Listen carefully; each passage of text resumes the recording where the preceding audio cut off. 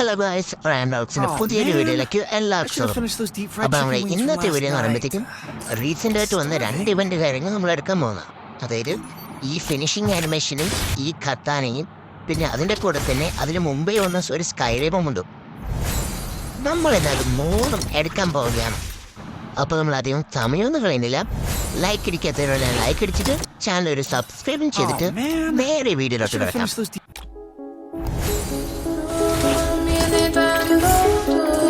Sanki her şey kayboldu, çok derin hislerim var.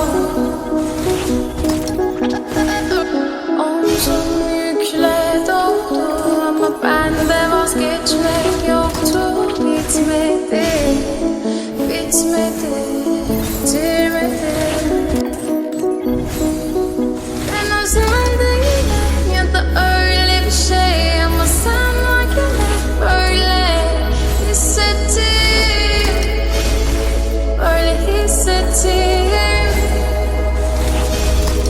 Yanan her şey görmüyor olmalı. Bunu sen de hatırlarsın da artık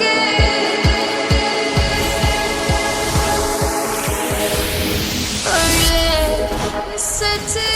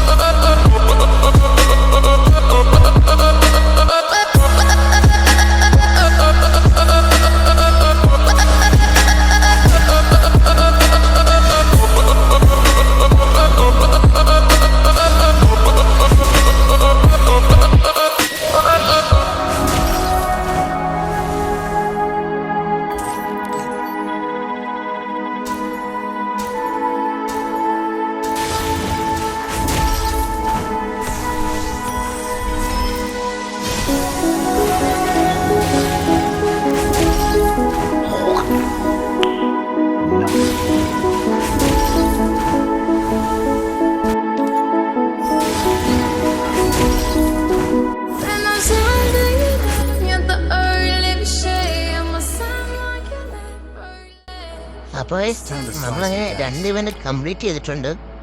തരം ആദ്യത്തെ ഇവന്റ് എടുത്തപ്പോഴത്തേക്കും അധികം ടൈമിലൊന്നും ചിലവല്ല. പക്ഷേ രണ്ടാമത്തെ ഇവന്റിനും ഒരുപാട് ടൈം ചിലവായി. പക്ഷെ എന്തായാലും നമ്മൾ കളയാൻ നിന്നില്ല. 2 ഇവന്റ് ഫിനിഷ് ആയിട്ടുണ്ട്.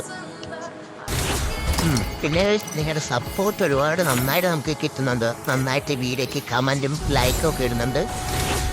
അപ്പം നമ്മൾ ഉടനെ തന്നെ മിക്കവാറും 200 അടിക്കുന്ന സമയത്ത് തന്നെ നമുക്കൊരു റെഡിയും കൂടെ നന്നായിട്ട് കൊടുക്കുന്നുണ്ടായി. അത് ആർക്കാണ് കിട്ടുന്നത് എന്ന് പറയാൻ പറ്റില്ല. അപ്പം നമ്മൾ കൊടുക്കുന്നതായിരിക്കും. അപ്പോൾ ഇന്നത്തെ വീഡിയോ ഇത്രയേ ഉള്ളൂ. അടുത്തൊരു വീഡിയോ കാണുന്നവരെ എല്ലാവർക്കും ഗുഡ് ബൈ ഗൈസ്.